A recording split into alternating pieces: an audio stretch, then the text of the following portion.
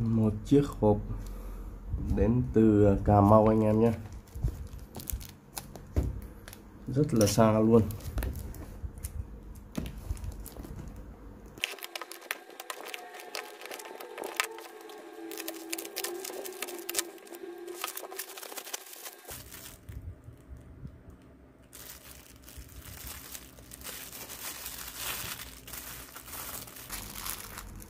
Một chiếc 4S, máy loa bị rè nhỏ,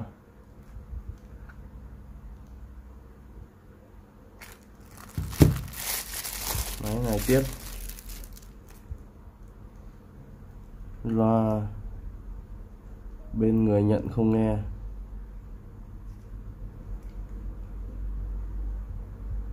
loa bên người nhận không nghe thì hỏng mic rồi anh em ạ.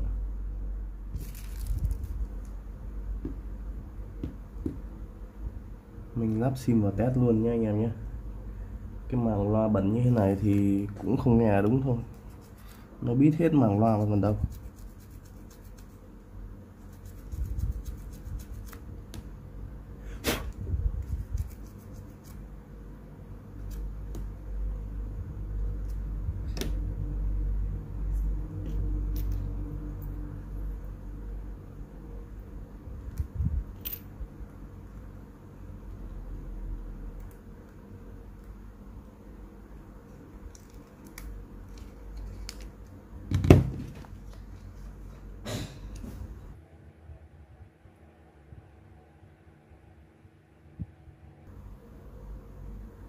Bản 32GB GA.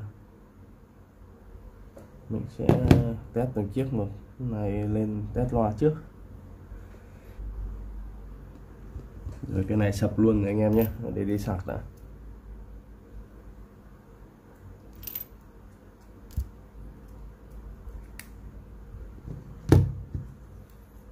Khởi động lại à? Rồi, cứ để cho nó lên xem sao.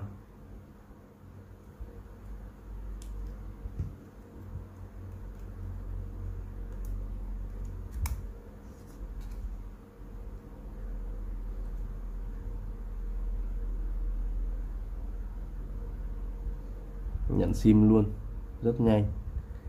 Cái này cũng lên luôn này, không biết sao lắp sim thì lại test không được. Rồi cứ để sạc pin cái này đã, gọi thử xem anh em nhé, xem loa trong trước rồi đến kiểm tra mic sao.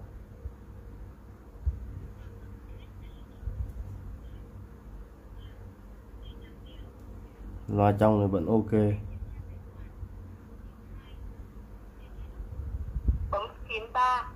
Rồi loa không vấn đề gì hết, kiểm tra mic thôi.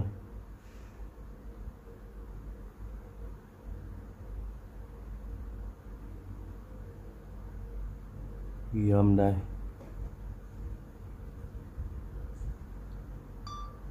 Alo 124, alo 124, alo 124.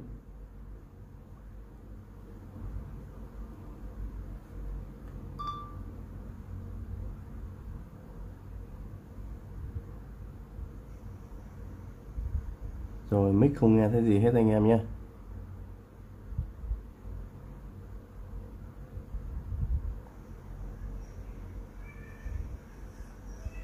Cái cũ thì vẫn còn nghe này, bản ghi cũ này, năm 2021 là vẫn còn nghe được.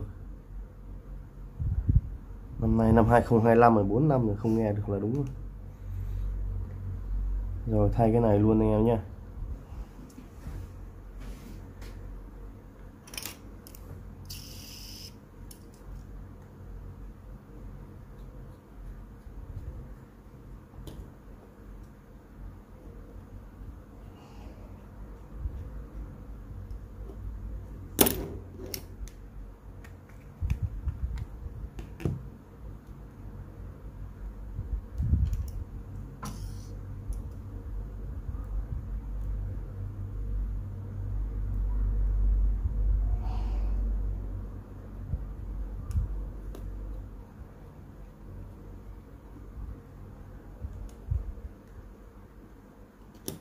Ốc đây mất, tí nữa mình bổ sung sao.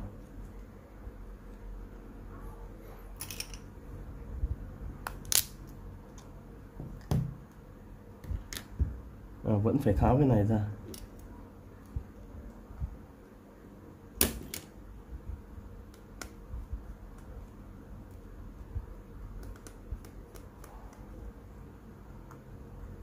Rồi con ốc này chịu rồi, không tháo rồi.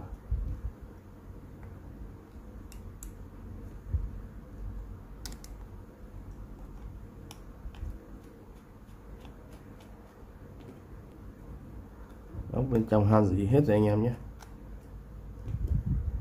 Này chắc môi trường có độ ẩm cao.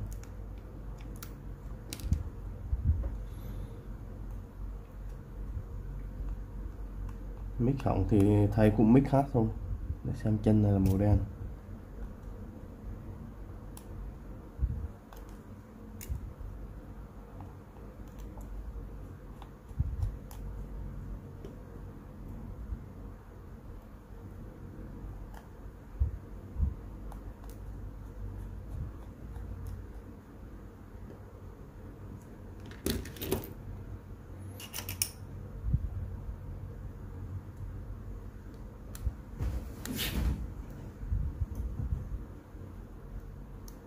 Tháo cáp khung rồi. Đây mic đây. Thay mic là phải thay cả cụm này luôn anh em nhé.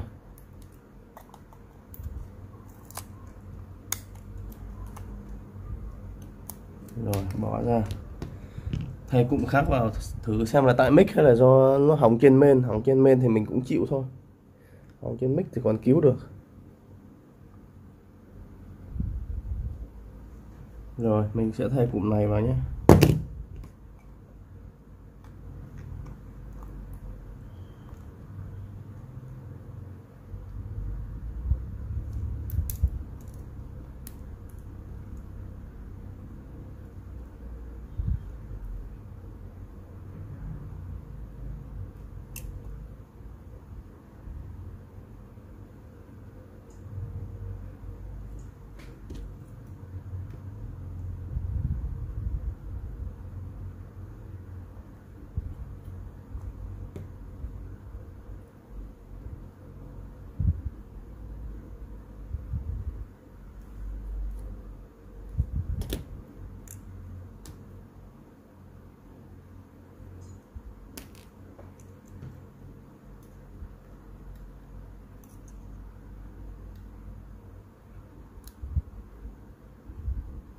Cắm lại cái socket hồn.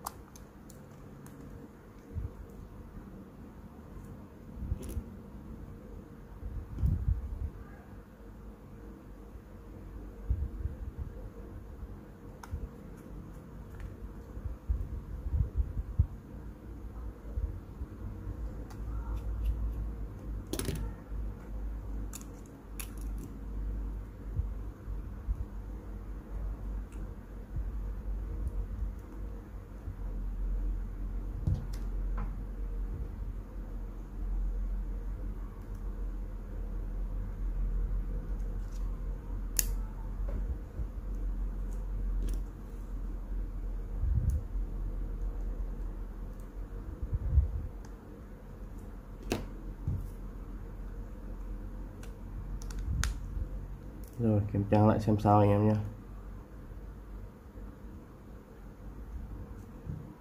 Được thì lại siết ốc lại.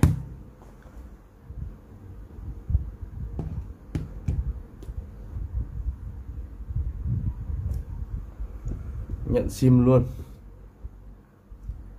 7.1.2 nó hơi lát nên anh em phải chờ một chút rồi với cảm ứng nó với phản hồi.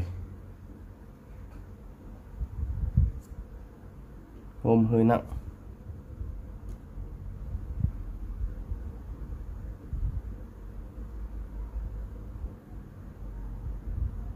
Rồi mình test lại ghi âm nhé. Alo 124, alo 124, alo 124, alo 124. Xong. Bản ghi mới này, bản ghi mới 2 đây anh em nhé.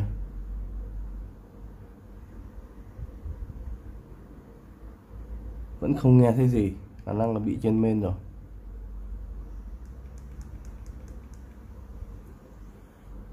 Chỉ nghe xe thôi. Bản ghi 2021 này.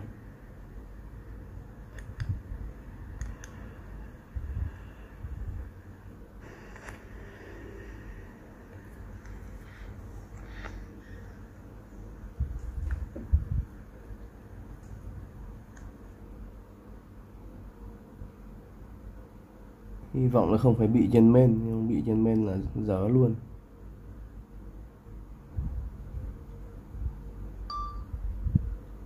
Alo alo alo alo alo alo alo alo.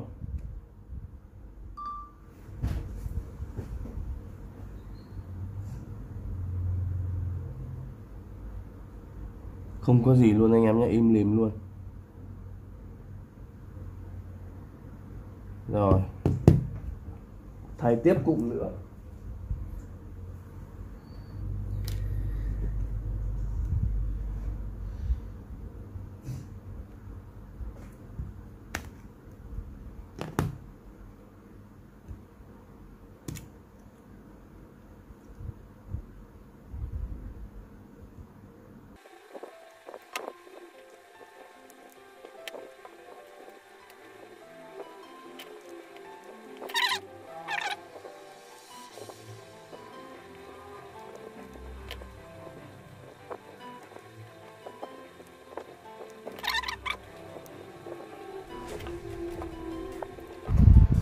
Ao lắp lần 2 nên mình tua nhanh cái đoạn vừa rồi anh em nhé.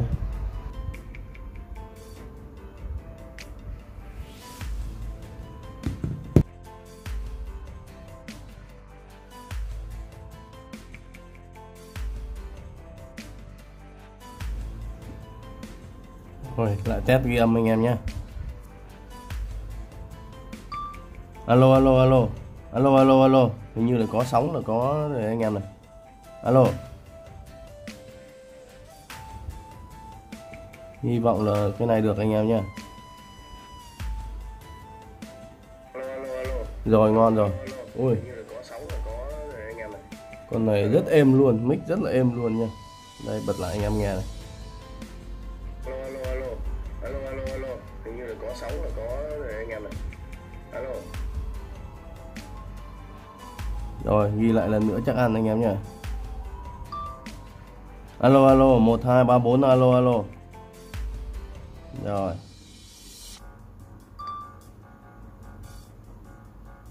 Bản ghi mới 2 đây. Alo alo, 1 2 3 4 alo alo. Vậy là xong mic anh em nhé. Xóa luôn. Rồi, giờ tắt nguồn để cắm lại socket home. Vậy là do cái chân này anh em nhá, thay cái cụm này là xong. May không bị trên main, bị trên main là mình chịu chết luôn. Mình chỉ biết thay chứ không biết sửa anh em nhé.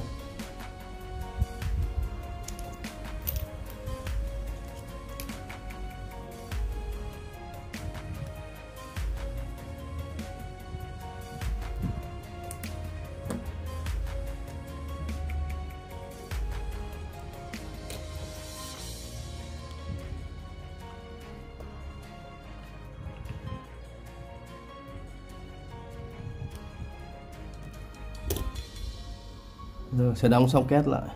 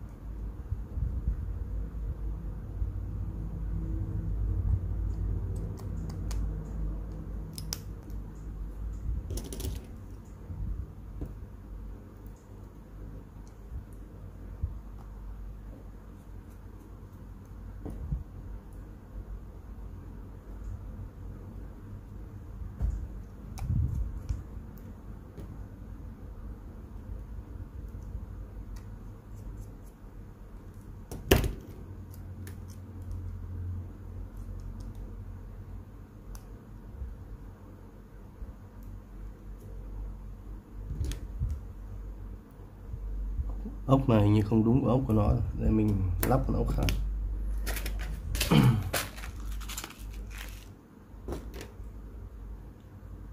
Đây,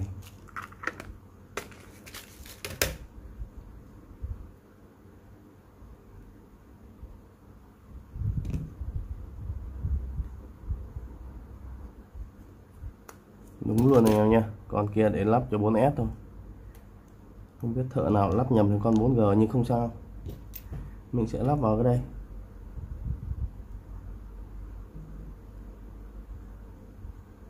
Lắp vào socket pin đây, ngon luôn.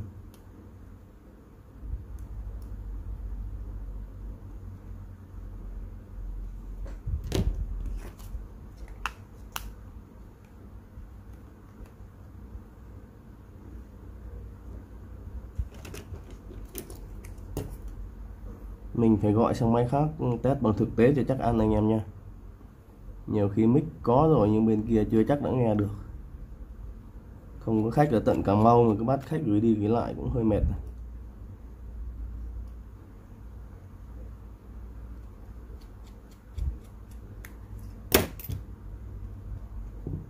Rồi gắn sim sang lấy máy khác gọi khác.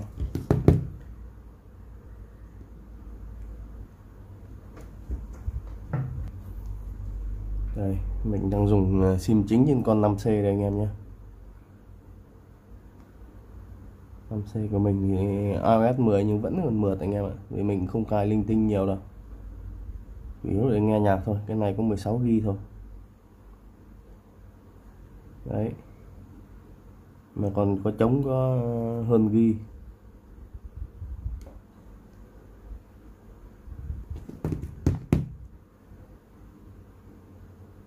Đã lên và nhận sim luôn anh em nhé. Hôm không được hôm hơi nặng thôi. Rồi mình sẽ gọi sang. Không.